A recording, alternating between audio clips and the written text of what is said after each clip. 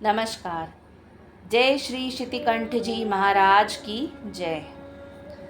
आज अपने गुरुदेव के आशीर्वाद से मैं यहाँ आपको श्रीमद् भागवत गीता के अलौकिक ज्ञान को अपने साथियों के लिए सरल भाषा में रूपांतरित करूँगी। इस पाठ का अध्याय 1 से लेकर अध्याय 18 तक 740 श्लोकों का अर्थ मैं सरल भाषा में रखूँगी।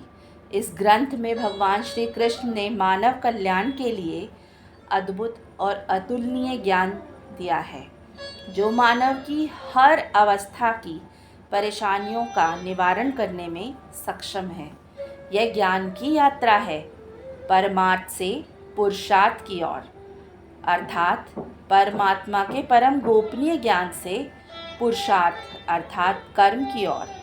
तो आइए शुरुआत करते हैं अपने जीवन की सभी कठिनाइयों का समाधान खोजने की। इस महान ग्रंथ का महत्व, महात्म्य या महिमा अथाह सागर की उछलती लहरों में तिनके से समुद्र का वेग बताने जैसा है, परंतु फिर भी महर्षियों और शास्त्रों ने गीता की महिमा का वर्णन करते हुए कुछ ऐसी सुंदर घटनाओं का वर्णन किया है जिन्हें मैं आज यहाँ साझा कर रही हूँ। शास्त्र हमें परेशानियों से जहाँ लड़ने का मार्ग बताते हैं, वहीं हमें परेशानियों का सामना करने की हिम्मत भी देते हैं।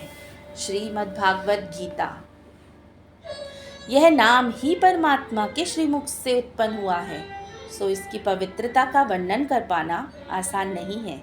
श्रीमद् भागवत गीता श्री कृष्ण के द्वारा अर्जुन को उस समय सुनाई गई जिस समय पांडवों के मंझले भाई अर्जुन युद्ध क्षेत्र में खड़े होकर कौरवों के विरुद्ध युद्ध करने के लिए प्रस्तुत हुए थे। परंतु जब अर्जुन ने अपने ही बंधु बांधवों को अर्थात मामा, चाचा, ससुर, भाई, भतीजे, अपने परिवार के समस्त व्यक्तियों को वहां अपने शत्रु पक्ष में पाया, और जब अर्जुन ने अपने बंधु बांधवों को युद्ध भूमि में अपने जीवन की आशा त्याग कर और सारे सुख त्याग कर सामने शत्रु पक्ष में खड़ा देखा, तो अर्जुन शोकग्रस्त अर्थात शोक से व्याकुल हो गए। अर्जुन के सब अंग ढीले पड़ गए और उसकी हिम्मत भी जाती रही। जब श्री कृष्ण ने अर्जुन को इस दशा में देखा तो वे समझ गए कि इस परिस्थिति में अर्जुन युद्ध नहीं कर सकेगा, क्योंकि अर्जुन श्री कृष्ण का परम मित्र और भक्त था। उन्होंने यह ज्ञान गीता, जिसके श्रवण मात्र से मनुष्य की अधम अर्थात बुरी से बुरी योनि भी पार हो जाती है, श्रीमद् भागवत गीता का सिर्फ चिंतन मात्र मनुष्य या किसी भी जीव को, चाहे उसकी कितनी बुरी दशा हो, उससे पार करके जीव को परम सुख प्रदान करता है। वह उसके सारे पाप हर लेता है। सो गंगा स्नान का जो फल शास्त्रों में कहा गया है, उसे जीव केवल एक बार श्रीमद् भागवत गीता का पाठ करके या श्रवण मात्र से प्राप्त कर सकता है, ऐसा इसका महात्म्य कहा गया है। श्रीमद् भागवत गीता एक पौराणिक व बहुत ही सूक्ष्म परंतु मणियों में सर्वश्रेष्ठ मणि जैसे उत्तम ज्ञान को प्रकाशित करने वाला ग्रंथ कहा गया है। श्रीमद् भागवत गीता के महात्म्य को हम किसी सभा में बैठकर परिभाषित या वर्णन नहीं कर सकते। जो जीव इसका मनन करता है अथवा इसका अभ्यास करता है, वह स्वयं इसके महात्म्य का अनुभव कर सकता है। यह ग्रंथ श्री कृष्ण ने कलयुगी जीव के उद्धार के लिए ही कहा है। इस ग्रंथ में जीवन की हर कठिनाई से जीतने का रहस्य उपलब्ध है।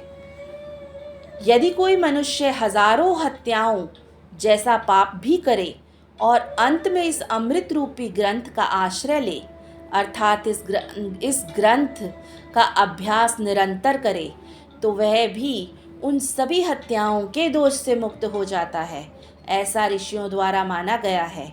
इस ग्रंथ की महिमा अथाह है, अर्थात शब्दों व वाक्यों में उसे पूर्णतः नहीं कहा जा सकता।